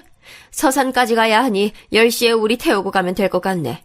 결혼하고 첫 행사니까 옷이나 화장 신경 쓰고 내가 사준 예복 입고 오면 예쁠 것 같네. 왔다 갔다 하면 피곤하니까 우리 집에서 자고 다음날 집으로 가. 아들한테 내가 말했으니까 그렇게 알고 다음 주에 보자꾸나. 늦지 않게 오렴. 제가 대답도 하기 전에 전화를 끊으시더라고요. 제가 얼빠진 표정으로 앉아있으니 회사 동료들이 커피 한잔 하자며 탕비실로 데려갔습니다. 자초지종을 모두 들은 동료들은 나도 신혼 때 그랬던 것 같아. 어머니가 아들인 신랑 앞에서랑 내 앞에서랑 너무 다른 거야. 아들 앞에서는 약한 척 착한 척 하는데 정말이지 난 그런 점이 너무 싫어서 말했는데 신랑은 절대 이해 못하더라고. 우리 엄마가 고생을 많이 해서 그래 라는 말로 딱 끝내버리니까 할 말도 없고 그걸 가지고 계속 얘기하면 부부싸움밖에 안 되니까 어느 정도 포기해야지. 나도 그런 경험 있어. 이제는 애 낳고 5년 정도 지나니까.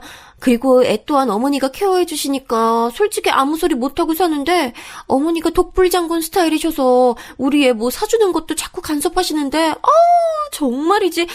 돈 버는 엄마가 죄인이라고. 애 학원부터 옷 입는 브랜드까지 간섭하셔. 우리 딸 엄마가 난지 시어머니인지 헷갈린다니까. 저뿐만 아니라 대부분 기혼 여성들은 신혼 초 시어머니랑 본의 아니게 기싸움을 한다고, 여자들만의 세계라 남자들은 절대 이해 못하는 눈에 보이지 않는 싸움이 있다고 듣긴 했는데 저에게도 이런 일이 생길 줄 몰랐네요. 사실 결혼식은 참석할 수 있죠. 집안 행사고 신랑이 장남이라 어쩔 수 없는 부분이라고 생각은 했습니다. 하지만 1시간 반 거리 부모님 댁에 가서 부모님을 모시고 다시 지방으로 갔다가 다시 댁에 모셔다 드리고 하는 게 너무 싫었어요. 직장인에게 휴일 이틀 중 하루는 마음 편하게 쉴 시간이 필요하잖아요. 부모님이 연세가 많으셔서 운전을 못 하신다면 두 분 다 운전 잘하시고 각자 차 있으시고 혼자서 바다 보러 부산까지 당일치기 여행도 가시는 분들인데 저희가 토요일 아침 8시부터 나와서 모시러 가야 하는 건지. 솔직히 저는 시간 아깝고 너무 싫었는데 거기에 저의 의견은 듣지도 않고 모든 것을 결론지어서 통보만 하는 시어머니께도 화가 났습니다. 그날 저녁 신랑이랑 퇴근하면서 자기야, 결혼식 우리끼리 갔다 오면 안 돼? 간 김에 다음날 여행을 가든가. 꼭 우리가 1시간 반이나 걸리는 시댁에 가서 부모님 모시고 갔다가 다시 모셔다 드리고 시댁에서 자고 와야 돼? 거기서 아침 먹고 점심 먹고 가라 하실 게 뻔한데. 엄마가 우리가 보고 싶은가 보지. 자기는 차에서 좀 자. 내가 운전할게. 그리고 주말에 엄마가 밥 해주면 잘 먹고 오면 되지. 근데 우리 엄마랑 할머니가 사이가 진짜 안 좋거든? 거의 안 보고 사시는데 아마 그것 때문에 더 우리를 데리고 가고 싶은 걸 수도 있어. 무튼 이번엔 엄마 말 들어드리자. 응? 사실 상견례 전에도 할머니가 살아계시다고 알았는데 인사드리러 가겠다고 말씀드렸는데 신경 쓰지 말아라 하고 바로 말을 끊으셔서 시댁 쪽 친척들은 거의 결혼식 전날에 처음 뵀거든요. 그래서 시어머니와 시할머니 관계가 궁금하긴 했는데 신랑에게 더 이상 묻는 건 아닌 것 같아서 참았습니다. 그건 그거고 주말에 시부모님 댁에서 자고 와야 할 걸 생각하니 벌써부터 머리가 아프더라고요. 아직 편하지 않은 시댁이라 사실 시댁 문제만 아니면 전혀 싸울 일 없는 우리 부부라서 하루 고생하고 말자라는 생각에 더 이상 말 안 하기로 했어요. 금요일 또 사건이 생기더라고요. 퇴근 시간 신랑이 빨리 주차장으로 내려오라고 재촉하는 겁니다. 무슨 급한 일이 생긴 줄 알고 나오니 회사 앞에 어머니가 오셨네요. 서해 여행 갔다가 젓갈을 사왔는데 이걸 주려고 회사 앞까지 찾아왔다는 겁니다. 전화를 주시던가 택배를 보내주시면 될 일을 이렇게까지. 거기에 금요일이니 주무시고 가시겠다면서 집에 가자고 하시는 거예요. 직장 생활하시는 분들은 아실 겁니다. 아침에 바빠서 우유 마신 컵 그대로 잠옷은 허물처럼 벗어놓고 나온 집에 화장실 청소는 어떡하지? 준비가 하나도 안 되어 있는 집에 시부모님이 오신다는 건 여자들에겐 재앙이잖아요. 제가 어머니께 좋게 말씀드렸죠. 어머니, 저희 회사 근처에 맛있는 오리고기집 있어요. 몸에 좋은 오리고기랑 오리탕이랑 드시고 저희가 댁까지 모셔다 드릴게요. 저희가 아무 준비를 안 해서. 아니, 너희 맞벌이 한다고 바쁜 거 알고 피곤한 것도 아는데 뭐하러 1시간 반이나 운전해서 가니? 나도 피곤하니까 식사는 소고기집으로 가자. 오늘은 소고기 먹고 싶네. 그리고 너희 집에 예비 이불이나 이런 거 2채씩 내가 사줬잖아. 여기서 15분이면 갈 건데 우리가 사준 집인데 하루 재워주는 게 어려운 거 아니잖아? 집 어질러진 거 그런 거 다 이해한다니깐. 그렇게 꽉 막힌 엄마 아니다 얘. 아들, 근처 소고기 파는 집으로 어서 가자. 엄마가 사줄게. 자자, 어서 출발하자. 더 늦어지면 차 밀리니깐. 어서 출발해 아들. 저희 신랑은 눈치만 보고 저는 인상 구겨진 걸 필 수가 없겠더라고요. 집 근처 소고기집에 도착해서 원하시는 소고기 결국 저희가 사드리고 신랑에게 눈치를 줬어요. 엄마, 오늘은 우리도 아무런 준비 못했고 다음에 우리 집에 아버지도 모시고 와서 같이 주무시고 가세요. 우리도 일이 많아서 너무 피곤하고. 응? 아니, 피곤한데 엄마를 어떻게 다시 데려다 주려고 그래? 그냥 편하게 작은 방에서 잘 테니까 전혀 신경 안 써도 돼. 정말 엄마가 너희 집 가는 게 싫어? 그런 거야? 미연아, 네가 시켰니? 하며 저에게 화살이 날라오는데 그렇다고 말을 못하겠더라고요. 아니에요, 어머니. 가셔서 편하게 주무시고 내일 아침에 모셔다 드릴게요. 신랑이 조금 더 제 편을 들어주길 바랐는데 신랑이 그래 우리 집에 가자 하면서 집으로 가는 겁니다. 신랑이 주차하는 사이 급하게 뛰어 올라가서 집 정리를 하기 시작했어요. 10분 뒤에 맥주를 사들고 어머니랑 신랑이 사이좋게 들어오는데 어찌나 화가 나던지. 그래도 어머니가 오신 거라 과일 내면서 간단하게 맥주 한잔 하는데 사건이 터졌습니다. 너희는 일부러 애기를 낳지 않는 건 아니지? 부부 사이에 애가 없으면 그건 가족이 아니지. 미연이가 나이가 있으니까 빨리 낳아야 돼. 엄마가 알아보니까 올해랑 내년 지나면 애 생기기 힘들다고 하니까 너희 회사 근처에 산부인과 유명하다더라. 더 미루지 말고 다음 주 중에 엄마가 예약해 놓을 테니까 미연이 주민등록번호 엄마한테 문자로 남겨놔. 엄마가 좋은 의사 선생님으로 예약해 놓을 테니까. 하시는 겁니다. 솔직히 아이는 생기면 낳는 거고 안 생기면 우리 둘이서도 문제 없다고 생각했어요. 요즘 세대 부부들이 그렇듯 결혼을 했기 때문에 꼭 아이를 낳아야 하는 시대는 아니잖아요. 제사 지내는 종갓집이 아닌 거 알고 결혼한 것도 있고 남편이 장남이긴 하지만 아들이 혼자인 것도 아니고 더군다나 신랑도 저도 아이를 좋아하는 편이 아니기 때문에 지금 당장 시간과 돈을 투자해서 임신하고 싶지 않았습니다. 어머니, 아이 문제는 저희가 조금 더 생각해보고 말씀드릴게요. 아직 저희 자리 잡은 지도 얼마 안 됐고 회사에서 승진해야 할 시기라서 병원을 꾸준히 다니기가 어려워요. 이해해주세요. 그래 엄마, 우리 애 문제는 우리 둘이도 아직 결혼한 지 얼마 안 됐고 조금만 이따가 하던가 할게. 아니, 엄마가 너희 시간 없을까봐 미리 알아봐주고 예약까지 해주고 돈 드는 부분이 있으면 조금 보태주고 하는 거지. 어찌 이렇게 매정하게 싫다고 말해? 일하는 며느리 힘들까봐 내가 다 해준다는데. 너희가 이렇게 나오는 게 난 이해가 안 간다. 우리 집에 시집 왔는데 애도 안 낳고 둘이서 지금은 좋겠지. 그래도 10년 뒤에 낳고 싶으면 45인데 그럼 애 학교 입학할 때 너희 50이 넘는데 그런 것도 생각 안 했잖아. 엄마가 다 알아보고 해줄 테니까 엄마 말 들어. 저는 어이가 없어서 대답을 못하고 있는데 신랑이 알겠다고 대답하는 겁니다. 어머니 주무시러 들어가시고 신랑에게 제 의견을 얘기했어요. 남편, 왜 나랑 얘기도 안 하고 알겠다고 하면 어떡해. 당장 내년에 승진 걸려서 요즘 내가 열심히 하고 있는 거 알면서 왜 그래? 엄마가 알아봐 주신다고 한 병원 한 번만 갔다 오면 다 편할 건데. 아니, 나랑 같이 가보자. 당신 혼자 가라고 안 할게. 장인 장모님도 아기 좋아하시잖아. 왜 얘기 끝이 우리 부모님으로 끝나는지 모르겠지만 일 끝나고 너무 피곤하기도 하고 한 번쯤은 산부인과 가보려고 생각한 것도 있어서 한 번만 가고 그 다음부터는 거절해야겠다 생각했습니다. 하지만 무언가 잘못되고 있다는 느낌을 지울 수가 없었습니다. 이렇게 그냥 정해준 길을 따라가야 하는 건가요? 전 아직 아무런 준비도 안 돼 있는데 말이죠. 다음 날 아침 6시부터 딸그닥 소리가 나는 거예요. 아직 해도 안 떴는데 평일에 직장 생활한다고 힘들었는데 출근 시간보다 더 일찍 일어났습니다. 제가 잠기가 밝은 편이기도 하고 아무래도 시어머니가 계시는 탓에 잠도 편하게 푹 잘 수가 없었습니다. 어머니가 그새 냉장고 청소를 하면서 아침상을 준비하는 거 아니겠어요? 아니, 어떤 며느리가 그러면 고마워할까요? 시어머니들은 며느리를 위한 착한 시어머니 역할이라 생각하시는데 결코 이건 그 누구도 위한 일이 아닌데 그걸 모르시는 것 같았어요. 아니, 도자지 왜 나왔니? 아침 다 차리면 깨우려고 했는데. 어차피 일어난 김에 새벽 시장 갔다 오자. 차키 들고 나와. 얼른 옷 입고 나가자. 하시는 겁니다.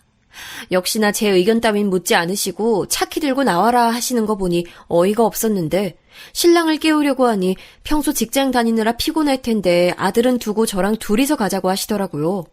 같은 직장 다니는 저는 안 피곤한가요? 이럴 때마다 정말 시자는 시자구나 싶더라고요. 어머니랑 30분 걸려서 새벽 시장에 도착했습니다. 저희는 솔직히 저녁도 회사에서 먹는 경우가 많고 밀키트나 정말 간단하게 먹는 편입니다.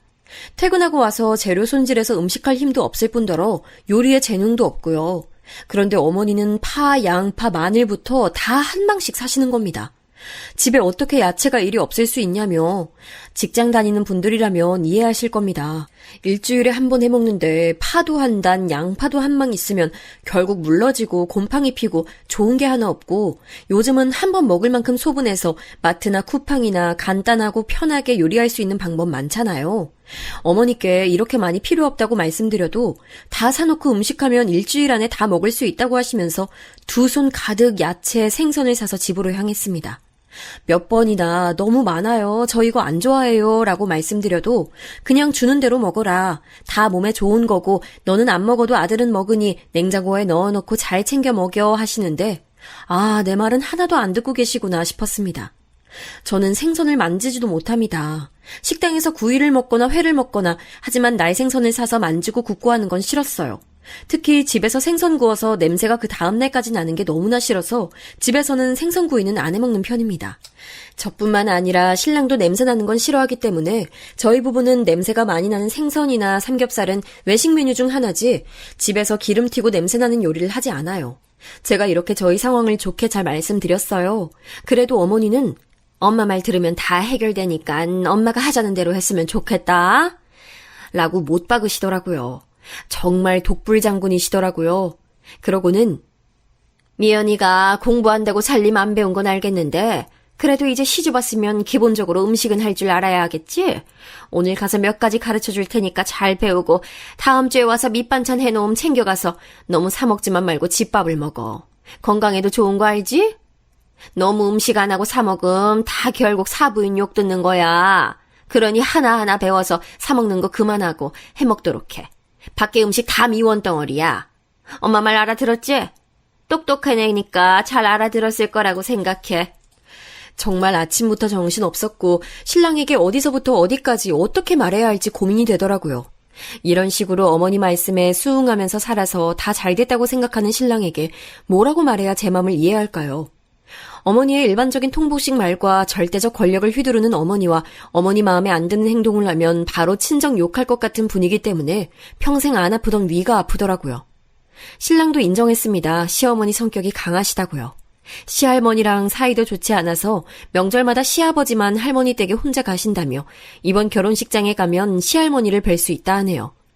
결혼 전 할머니가 계신다는 이야기는 들었지만 타지방에 사시니 신경 쓸 필요 없다 하셨고 저희 결혼식장에도 안 오셔서 자세한 얘기를 들을 수가 없었거든요. 한 주가 지나고 예복으로 어머니가 사주신 원피스를 입고 어머니가 사주신 예물을 하고 시댁에 도착했습니다. 어머니 표정이 정말 안 좋으시더라고요.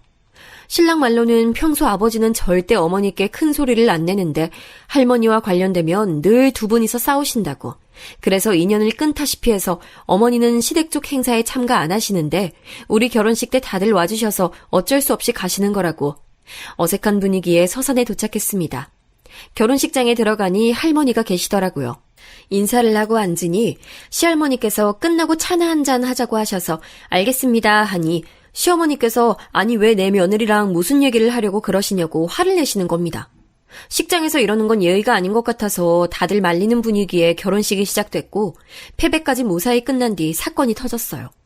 음식을 거의 먹는 둥 마는 둥 하신 시부모님과 시할머니는 자리를 옮겨서 저희 신랑을 보고는 저런 어미한테 이렇게 귀한 내 손자가 잘 컸네. 며느라기도 너무 예쁘네. 너희 엄마가 성격이 모질고 강해서 네가 상처받을 일 많을 거야. 말도 함부로 하고 가정교육도 안 된 걸 임신해서 결혼시켜줬더니 이리 어미인 나를 무시한다. 니들은 너희 엄마한테 휘둘리지 말고 잘 살아야 돼. 저렇게 못 배우고 무식한 엄마처럼 되지 말고. 너무 직선적인 말에 깜짝 놀라 눈만 껌뻑이고 있었어요. 몇 달 동안 본 어머니 성격 알고는 있었지만 이렇게 결혼한 지 몇 달 되지도 않은 손주 며느리에게 이런 막말을 할 정도라고는 생각하지 못했어요. 그러자 어머니 지금 무슨 말씀하시는 거예요? 귀한 손자는 무슨 저 임신했을 때 어머니가 결혼 안 시킨다고 엄동설원에 내쫓으시고 어디서 못 배운 애가 귀한 자기 아들 유혹해서 그렇게 온 친척들에게 욕하고 다니셨잖아요. 어디 제가 틀린 말 했어요? 매일매일 못 배운 게 하면서 말도 못하게 하시더니 아니 어디서 시어미한테 이렇게 눈을 부릅뜨고 말하니 응? 내가 너 때문에 우리 아들도 제대로 못 보고 다 너 때문이야 하고 할머니는 대성통곡하시는데 아니 어머니 아들이 저와 살겠다고 해서 살아주는데 제가 이만큼 하면 됐지 얼마나 더 어머니 봐드려야 돼요. 그래도 제가 꼬박꼬박 생활비라고 돈도 보내드리잖아요. 그 돈 다 제 주머니에서 나오는 돈이에요. 아유 정말이지 더 이상 안 보고 싶네요. 다신 보지 말아요. 저 만날 때마다 못 배운 년이라 하시는데 어머니는 어디 고등학교라도 나오셨어요? 어머니도 배움의 끈도 길지 않은데 왜 자꾸 저보고만 못 배웠다고 하세요? 그리고 임신은 저 혼자 했어요? 제가 애들 아빠 먼저 덮친 것도 아닌데 왜 저한테만 나쁜 년이라고 해요? 같이 했는데. 뭐라 하실 거면 애들 아빠한테 뭐라 하세요. 제 말 틀린 거 있으면 말해보세요. 정말 어이가 없어서. 니네도 여기 더 있을 필요 없어. 가 어서. 하면서 시어머니께서 차로 돌아가 버리시는 겁니다. 어머니가 정말 막말하신다 생각했는데 이렇게 친척들 다 모인 자리에서 이렇게 시할머니께 막말하시는 거 보니 이건 아니다라는 생각이 들었습니다. 본인은 할머니께 하고 싶은 말 거침없이 하시는데 자식인 우리에게는 본인 말이 다 옳으니 절대 복종하라고 하시고 어른은 무조건 공경해야 하고 어른 말에 말대답하는 것은 가정교육 못 받은 애들이나 하는 짓이라고 몇 번이나 강조하신 분이 정작 본인은 시할머니께 이러는 모습을 보니 너무나 이중적인 잣대더라고요. 처음 보는 친척분들도 많았는데 정말 부끄럽고 창피했습니다. 신랑도 안절부절 못하더라고요. 그렇게 저희는 시댁으로 왔고 어머니 말씀대로 시댁에서 자고 가기로 했습니다. 저녁을 먹자마자 어머니께선 본인은 아무 잘못이 없다고 인정받고 싶으셨는지 먼저 얘기를 꺼내셨어요. 아니 내가 돈 벌어서 이 집도 다 내 돈으로 산 거고 시할머니 용돈도 다 내가 번 돈에서 나가는데 너희 시할머니는 시아버지가 대학 나왔다는 이유로 이렇게 나를 무시하고 내가 임신하고 싶어서 임신한 것도 아닌데 나를 그리 죄인 취급하시는데 억울한 건 억울하다고 말해야지. 그리고 싫은 건 싫다고 해야지. 다 좋다 하고 넘기니까 이런 사단이 나는 것 같아. 아유, 미연아. 나는 3년 귀머거리, 3년 벙어리로 살았어. 너 보고 그 정도까지 하라는 건 아닌데 엄마가 하는 말에 토달지 않고 따라줬으면 좋겠어. 우리 아들 잘된 것도 다 내 덕분이다. 어? 알겠지? 오늘 있었던 일은 미연이 네가 잊어줬으면 좋겠어. 엄마가 못 볼 걸 보였네. 아유, 내가 정말 며느리 앞에서 부끄러워서 정말. 내가 잘못한 게 하나도 없는데 정말 기분만 상하고 말이야. 이야기를 듣고 참다 저는 이젠 안 되겠다 싶었어요. 결혼하고 몇 달이 지나는 동안 모든 걸 자기 마음대로 하는 어머니께 이제라도 내 의견을 말해야 되겠다는 생각이 들었어요. 이게 여자들끼리 기싸움인진 모르겠지만 어머니, 이번엔 어머니께서 잘못하신 거라고 봐요. 그래도 결혼식장에서 그렇게 큰 소리 내는 건 예의가 아닌 것 같아요. 시할머니뿐 아니라 큰삼촌 내외도 정말 서운하셨을 것 같아요. 딸 결혼식이라 좋은 기분으로 모이신 분들인데. 그리고 어머니, 이번엔 시댁에서 주말 이틀 동안 보내지만 저희도 일주일 내내 일하다가 피곤한데 잠만큼은 편하게 저희 집에서 자고 싶어요.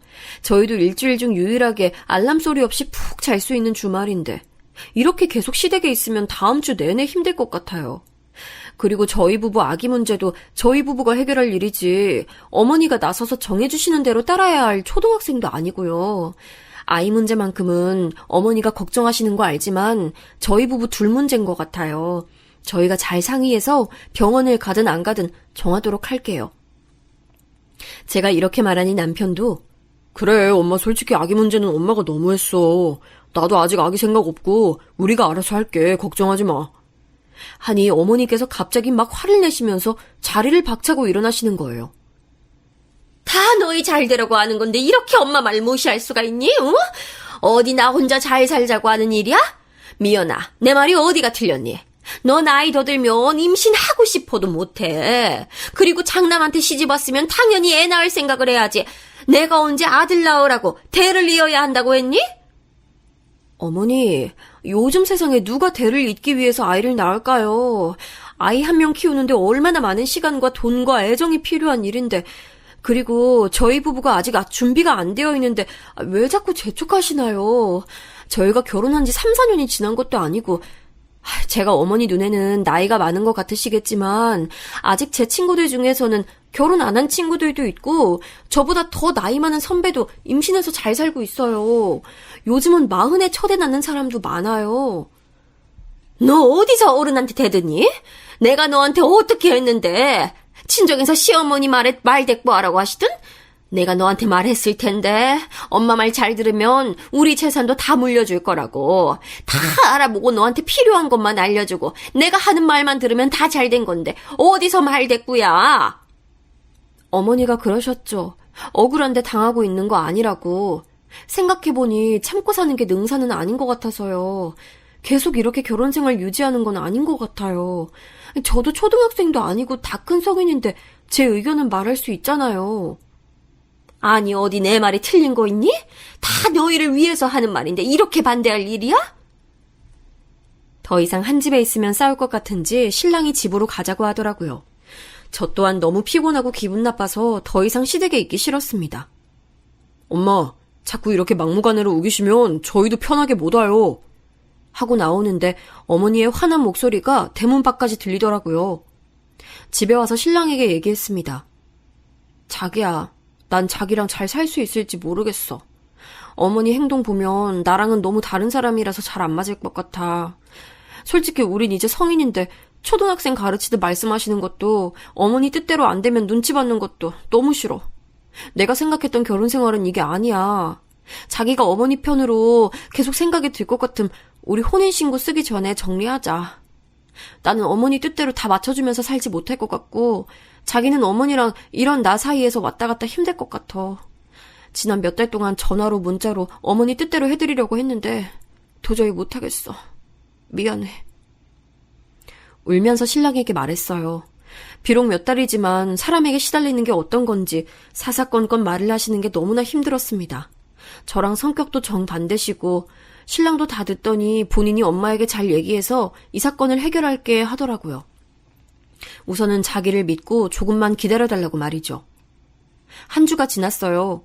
신랑이 엄마가 많이 아프시다고 연락 왔어. 나 혼자라도 갔다 와야 할 것 같아 하면서 반차를 내고 어머니 댁으로 갔어요.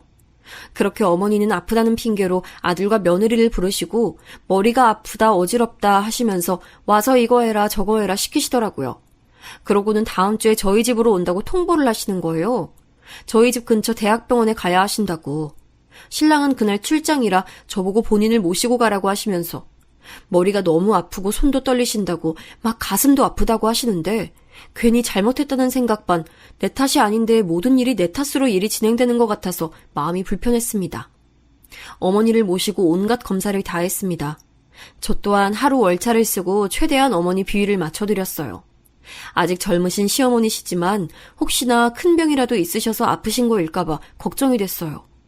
대학병원에서 검사를 한 뒤 의사 선생님께 병명을 물어봤어요. 아무래도 평소 건강하신 분이 아프시다고 하니 걱정도 됐거든요. 의사 선생님께서는 피검사, MRI, 소변검사, 심전도 검사 다 정상입니다. 혈압도 좋으시고 당뇨도 없으시고 어디 아프신 것 같지 않으신데 심적으로 불편하신 게 있으신 게 아닌가요? 병명이요? 병이 있어야 병명이죠. 너무 건강하신데요. 하고 웃으시는데 그냥 꾀병이셨구나 생각이 들었습니다. 저랑 신랑 마음 불편한 건 생각도 안 하시고 그저 우리 부부가 자신 말을 잘 듣게 하기 위해서 쇼하신 거구나 생각이 먼저 들었습니다. 생각해보면 머리 아프신 분이 외식도 하시고 손 떨리신다는 분이 매일 골프 연습하러 연습장도 가시고요. 사람이 몸이 안 좋으면 솔직히 아무것도 안 하고 싶고 골프는 무슨 운동할 생각이 없지 않나요? 신랑에게 얘기했습니다. 어머니 진짜 아프셔서 그런 거 아닌 것 같아. 의사도 웃으면서 병명이 없다는데 아프다는 핑계로 우리가 어머니 뜻에 맞춰드리니까 더 그러신 것 같은데.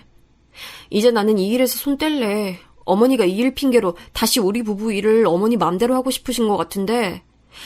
자기야, 부모도 자식에게 독립을 해야 하는데 아직 어머니는 내 품의 자식인 것처럼 당신 대하는데 이제 우리는 우리 둘이 주체가 돼야 하는데 이건 아닌 것 같아.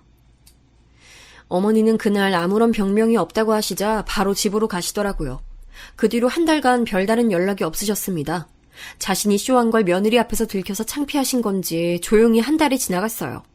하루는 남편이 술을 먹고 들어왔더라고요. 남편이 자는데 새벽 2시에 카톡이 오는 겁니다.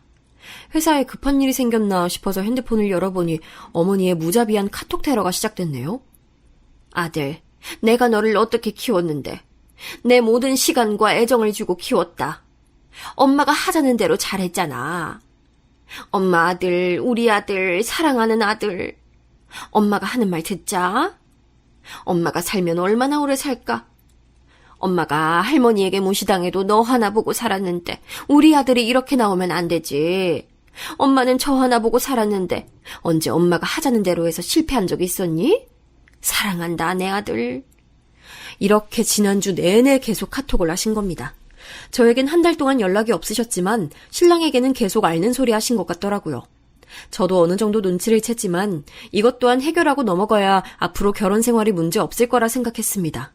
여기서 내가 그냥 어영부영 넘어가면 모든 주도권은 시어머니에게 가고 저는 더 이상 제 의견을 말할 수 없는 분위기로 고착될 것 같아서요. 제가 읽고 답을 보냈어요. 어머니, 신랑 집에 지금 들어왔고 술이 취한 채 자고 있습니다. 내일 연락드리라고 하겠습니다. 라고 카톡을 보냈습니다. 그러자 아들이 얼마나 너랑 나 사이에 힘들었으면 술을 마셨겠니? 내가 하자고 하는 게 너에게 손에 댈 게 하나도 없는데 왜 말을 안 듣는 거니? 내가 언제 틀린 말 하는 거 봤니? 어른한테 그렇게 대들면 안 된다. 너희 결혼하기 전에는 고분고분하고 착한 애였는데 네가 이럴 줄 몰랐다. 내가 나쁜 일 시키는 것도 아니고 너한테 생활비를 달라고 하는 것도 아닌데 왜 내 의견을 무시하는 건지 모르겠네. 나 때는 시어머니한테 의견 반대하는 건 생각도 못했어. 너만 내 말 잘 들으면 우리는 다시 화목한 가족이 될 수 있다.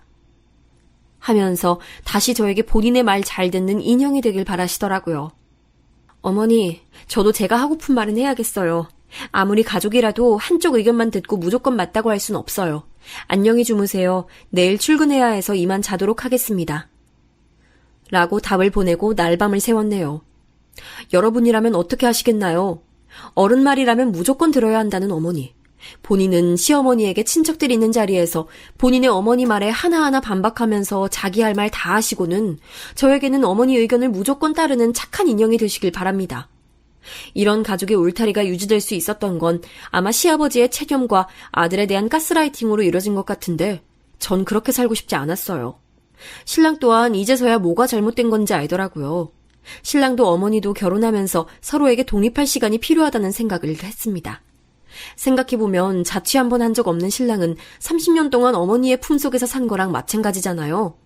거기에 말 잘 듣는 아들, 시키면 시키는 대로 잘하던 아들이 결혼을 하고 자기 의견을 표현하고 반대하는 의견을 내니 어머니 입장에서는 화가 날 수도 있고 서운한 감정이 들 수 있습니다. 그러나 그건 어머니가 스스로 이겨내셔야 하는 감정이지 제가 어떻게 해드릴 일은 아닌 것 같았어요.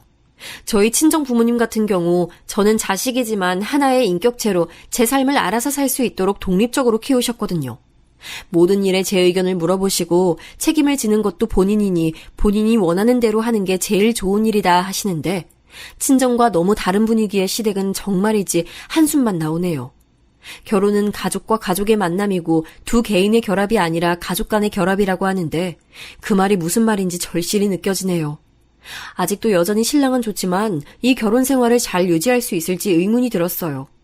결혼 전에는 그저 성격이 강한 어머니, 물질적으로 도움을 주시는 분이라 솔직히 의견 낼 수가 없었는데 그리고 저 또한 모든 게 처음이라 익숙치 않아서 참고 넘긴 부분도 많았지만 결혼을 해서 가족이 되는 거라면 이대로 무조건 한쪽이 참는다고 해결되는 건 아닌 것 같아요. 제가 이렇게 나오니 시어머니는 신랑에게 계속 전화하면서 아프다는 핑계로 이제는 눈물까지 흘리시면서 난리를 피우시는데 이게 그렇게까지 할 일인가요? 여러분은 어머니의 이런 행동이 어떻게 보이시나요? 아들에 대한 집착과 며느리까지 통제하에 두고 싶은 마음이신 것 같은데 시어머니 본인은 시할머니께 꼬박꼬박 말대답하면서 하고 싶은 말 다 하시면서 왜 저보고는 무조건 따르라고 명령하시는 걸까요? 이렇게 남편과도 어색한 시간이 흐르고 서로 말은 꺼내지 않아도 서먹한 시간이 계속됐어요. 신랑이 먼저 말을 꺼내더라고요. 자기도 친구들에게 얘기도 해보고 많은 고민을 했는데 엄마랑 다시 모여서 얘기를 하자고. 본인도 이제 우리는 우리 부부가 하나의 가족인데 자기를 믿고 시댁에 같이 가자고요. 주말에 시댁에 갔습니다. 어머니가 그래 너희가 와야지 잘 왔다 하시더라고요. 어머니는 저희가 숙이고 들어간 걸로 생각하시는지 저녁 먹는 내내 자주 오라면서 다음 주에는 뭐 하냐며 같이 놀러 가자 하시더라고요. 불편한 저녁 식사가 끝나고 신랑은 어머니 아버지께 할 말이 있어요 하면서 얘기를 시작했습니다. 어머니랑 아버지랑 힘들게 저 키워주신 거 알아요. 하지만 저도 이제 독립했고 저희 가정의 가장입니다. 이제 우리가 결정한 것에 너무 반대하지 마세요. 아이 문제든 주말에 어떻게 할 건지도 통보가 아니라 의견을 내주세요. 어머니는 제가 아버지처럼 명절 추석에 잠시 얼굴 비추고 오길 바라세요. 어머니가 계속 이렇게 나오시면 저 또한 마음 편하게 집 못 와요. 그리고 부모님 덕분에 전셋집 구할 때 편하게 구한 것도 맞아요. 저희가 열심히 벌어서 갚을게요. 하지만 그렇다고 해서 저희 모든 시간을 간섭하시는 건 아니라고 봐요. 저도 저희 시간이 이 사람도 이 사람만의 시간이 필요한데 지금처럼 저희한테 물어보지도 않고 마음대로 약속 잡아버리시고 통보하시고 거기에 못 간다고 하면 화내시고 그리고 미연이도 어른이고 할 말은 해야죠. 엄마도 할머니한테 엄마가 할 말 다 하시잖아요. 요즘에 미연이같이 어머니 말이라고 뇌내 하는 사람 없어요. 제가 결혼 전부터도 늘 고마워했어요. 우리 엄마 성격 강한 거, 자기 고집 있으신 거 제 친구들도 다 알아요. 오죽하면 친구들이 저보고 마마보이라고 놀릴 정도로 제가 엄마 말씀 잘 들은 거예요. 그때는 그게 맞았지만 지금은 아니에요. 엄마도 이번 일로 스트레스 받아서 아프신 것도 알아요. 근데 엄마가 그렇게 사랑한다는 아들도 엄마 때문에 힘들어요. 미연이랑 행복하려고 한 결혼인데 나 때문에 내가 사랑하는 여자가 고생하는 것도 애가 얼마나 스트레스 받았으면 위궤양까지 와서 일주일 내내 병원 다녔어요. 엄마와 미연이 사이에서 마음고생하는 것도 정말... 아마 아버지도 그래서 할머니 댁에 명절에만 가는 거겠죠. 근데 저는 그렇게 하고 싶지 않아요. 엄마가 바라시는 게 그런 거 아니잖아요. 아들 말 다 들으신 어머니는 얼굴이 불그락푸르락 하셨습니다. 아들이 며느리 편만 든다고 생각하시는 것 같았어요. 그리고는 눈물을 흘리시면서 세상 가장 불쌍한 표정을 지으시고 저를 째려보시고는 한숨 한번 쉬시고 정말 미연아, 네가 시켜서 이러는 거 아니니? 결혼하면 아들 뺏긴다고 하더니 무슨 말인지 알겠네. 난 딸이 없어서 너를 내 딸이다 생각하려고 했어. 그래서 어떻게 하면 더 좋을까 생각하면서 한 거고 내 의견이 아직도 맞는다고 생각해. 근데 우리 아들이 나 때문에 힘들다고 하니 정말 엄마가 할 말이 없다. 오늘은 이만 가거라. 집으로 돌아오는 차 안에서 신랑에게 말했어요. 고마워 자기야. 정말 지난 몇 주 동안 너무 힘들었어. 자기랑 어색한 분위기라는 것도 알았지만 내가 먼저 말할 수가 없었어. 미안해. 그리고 너무 고마워 내 편 들어줘서. 그리고 내가 잘못한 게 아니라고 해줘서 고마워. 제가 눈물을 뚝뚝 흘리자 남편이 말하더라고요. 나도 처음엔 자기한테 서운했거든? 근데 결혼한 선배들이 다들 그러는 거야. 자식 낳으면 엄마 마음도 이해가 간다고. 하지만 아내 마음이 더 공감 간다고. 나에겐 나를 낳아주시고 사랑으로 키워준 엄마지만 이제 결혼한 지 몇 개월 되지 않는 아내에게 똑같이 이해를 바라는 거는 이기적인 거라고. 그리고 자기 말한 대로 30년 동안 한 번도 독립해서 살아보지 않아서 엄마랑 나랑 독립도 필요하다고 생각했어. 오늘 강하게 말한 건 그래야 엄마도 무턱대고 찾아오시거나 무조건 주말에 시부모님이랑 보자고 연락하거나 일방적으로 약속을 잡는 일 없으실 거야. 그리고 무조건 엄마 의견 따라야 한다는 것도 당장 100% 바뀌지 않겠지만 내가 최대한 자기 편에 설게. 그러니까 우리 다시 행복하게 살자. 지난 몇 주 동안 자기랑 있으면서도 정말 이러지도 저러지도 못하는 내 자신이 한심했고 언제나 나 보면서 환하게 웃어주던 자기가 어느새 내 눈을 잘 안 쳐다보는 거 느끼고 나 마음이 아팠어. 이제 모든 일에 우리 부부가 최우선이 될게. 그리고 또다시 이런 일이 일어나도 내가 알아서 안 된다고 할게. 나 믿어줘. 신랑 말을 듣고 나니 이래서 연인과 부부는 다르구나. 정말 우리는 이제 단단한 부부가 되었구나 싶었어요. 시어머니가 강하게 나와도 이제 나도 이겨낼 수 있겠구나 생각하니 웃음이 나더라고요. 그렇게 한 달이 지났어요. 한 달 동안 카톡이나 문자로 주말에 뭐 하는지 궁금해하시던 어머니는 연락이 없으셨어요. 그리고 저에게 이렇게 해라 하면서 문자로 명령하시는 대신 신랑이랑 얘기해보고 연락다오 하면서 의견을 물어봐 주셨어요. 몇 개월이 지난 지금 가끔씩 화를 내시긴 하지만 바로 미안하다고 사과도 하시네요. 이제 저도 마음 놓고 결혼 생활할 수 있을 것 같아요. 비록 시할머니와 시어머니 그리고 시가 친척들에게는 최악의 날이었던 결혼식이 저에게는 말할 수 있는 기회가 됐고 그 덕분에 저희 부부 관계는 좋아졌어요. 이제 아이를 가져도 좋을 것 같다는 확신이 듭니다.